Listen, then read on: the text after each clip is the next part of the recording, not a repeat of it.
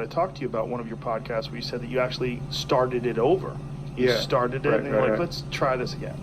Let's just start it from scratch. Right. Yeah. I mean, I think it would. I don't think it would be sporting to say which podcast that was, but yeah. So I had a podcast that went completely into the ditch for the first half hour. I mean, just brutal.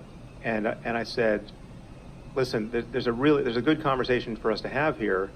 And now I know how badly this can go, all right? So, like, now I know just where the track is. I have to struggle to keep the train on. And so we're going to reboot. We're going to start again, and let's see what happens. And, you know, the podcast was not perfect, and I got some criticism for it, but people didn't understand that we were like, you know, I had seen the pit of alligators and didn't want to fall in, right? You know. Well, it made more sense though when you told me that, because I'm like, okay, it was heated before you even got to go, right? Because you'd already gone through a half an hour of back and forth. Yeah. I think people need to understand what it's like to do one of these things too, because you know, you do it so often, it becomes pretty, and you're so good at talking, you're such a good orator, and you're so articulate that it comes off smooth and easy. You're just having a conversation with someone, but you're always considering the fact that people are listening to this. You're always saying, how do I get more out of him or her? How do I take this and how do I get this person to expand upon this? How do I make this make something out of this? This is one of the things that I felt with Jack, because he was talking in this way, and we're really working hard on fixing all these issues. I'm like, oh Jesus, I gotta change my gears here and try to figure out, because like it's almost like we'd have to restart again every time a question would be answered. He would stop talking, and I'd go, okay, next thing. Took so long, you forgot what you asked. Yeah. Well, it's almost like I have to restart the momentum of it. But well, again, I'm that kind of speaker, so you know, that wasn't a problem. But I didn't know what he talked like. I'd never heard him talk ever. Right. So hearing him talk there and talking to him live, you know, I mean, some people are fucking effortless. Yeah. Some people, like Elon, took a while. Like we had to start drinking. No, that was brutal. Yeah. But that, I mean, you know how much I tried to micromanage that behind the scenes, right? Like I was all in your grill, trying to figure that out.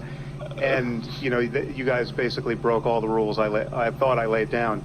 And Elon did it, because Elon tweeted, I'll be on Joe's podcast Thursday night at 9 o'clock, whatever. Like, and so I thought, okay, this is so. But you know, I mean, I didn't want you guys to go live. Right. I wanted you to both have a chance to say, wait a minute, is smoking a blunt really the thing we want to be doing here?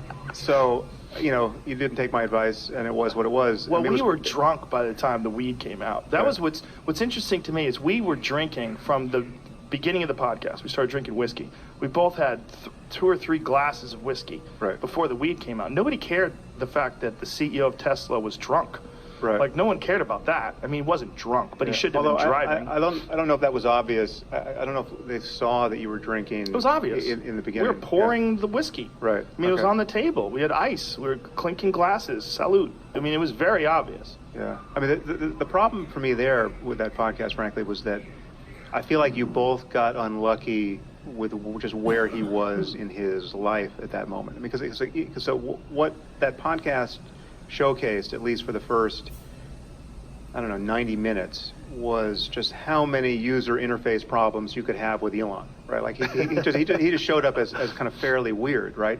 He's not always like that by any stretch. I mean, he can give a very loose interview, but you were working. I mean, it was just absolutely heroic work trying to keep that conversation happening, in the beginning. But once we got loose, that was good. But it was still, it's like, he was just in a space that he was so massively stressed and so overworked, and just, he had, fires everywhere that had to be put out, and so I just felt, as a friend, I just felt like, okay, this is sort of the wrong time to be doing this, and and so I just felt, it just felt unlucky to me. So because he's again, I see him in many other moments, and he can be.